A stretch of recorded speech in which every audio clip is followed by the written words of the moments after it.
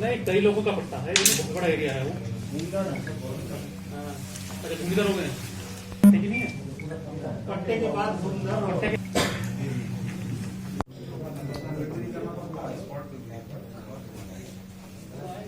ग्रामीण द्वारा बताया गया कि वहां पे कुछ पुराने ब्रजभांड, कुछ मूर्तियों के अवशेष पर सिक्के मिले हैं।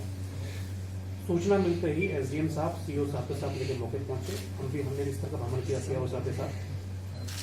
मौके पर कुछ चांदी के पुराने सिक्के पाए गए, जिन सिक्कों को गांव वालों से इकट्ठा किया गया। सिक्कों की गिनती कराई गई, कुल 128 सिक्के वहां प्राप्त हुए हैं।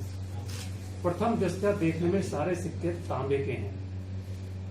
कुछ पुराने सिक्के जो हैं अपनी नेचुरल अवस्था में हैं, उनका रंग जो है हरा नीला है, जो कि तांबे की पहचान है ऑपोजिशन की। गांव वालों ने कुछ जो सिक्के उठाए थे, उन्होंने साफ करने के लिए उनको किसी पत्थर वगैरह पर घिसकर किया, तो उन सिक्कों से भी स्पष्ट हो रहा है कि वो तांबे के हैं।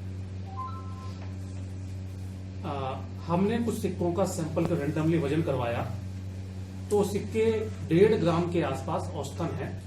हर सिक्के का वजन लगभग 1.5 ग्राम के आसपास है। सोनार की दुकान पर हमने करवाया है। और सिक्कों का डायामीटर लगभग 22 से 23 मिलीमीटर है। साथ में वहां पे कुछ पुराने बर्तनों के अवशेष मिले हैं। कुछ जो मटकी आप देख रहे हैं, इस मटकी में सिक्के पाए गए बताए गए हैं, ये मिले हैं।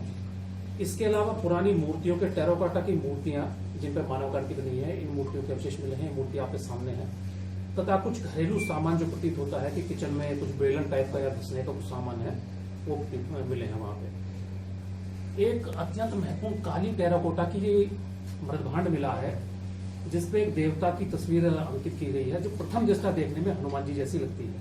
तो आप देखना चाहेंगे, उनका जो केश विन्यास है, यहाँ गदा प्रतीत हो रही है, तो ऐसा लग रहा है कि हनुमान जी की ये तस्वीर उकेरी गई है।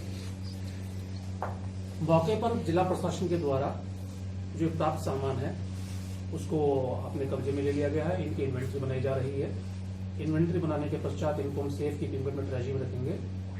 उत्तर प्रदेश के पुरातत्व निदेशालय को सूचित किया जा चुका है, और हम आशा करते हैं कि आने वाले कुछ दिनों में उत्तर प्रदेश पुरातत्व निदेशालय की टीम स्थल पर आएगी और वो वहां जांच पड़ताल करेंगे। आवश्यकता पड़ेगी तो अपना वो जैसा हमको लगता है उस हिसाब से मौके पर खुदाई वगैरह की कार्रवाई की जा सकेगी। हम आशा करते हैं कि इस स्थल से जो ये पुरातत्व अवशेष मिले हैं, इनसे जनपद मऊ ही नहीं बल्कि पूर्वांचल के अतीत के बारे में हमको गहन जानकारी मिलेगी। आप सभी जानते हैं किसी भी क्षेत्र में जो पुरातत्व अवशेष मिलते हैं, उनको डेट करना थोड़ा मुश्किल होता है, पर सिक्के मिलने से आसान हो जाता है, क्योंकि सिक्कों के बारे में अच्छी खासी न्यूमिस्मेटिक्स की स्टडी होती है। उनपे कुछ जो लिखा होता है कि किस राजा ने, किस सम्राट ने उनको इशू किया, उनके बारे में लिखा होता है। उससे हमें आइडिया लग जाएगा कि यह सभ्यता या ये शहर जब रहा होगा वो कितना पुराना है।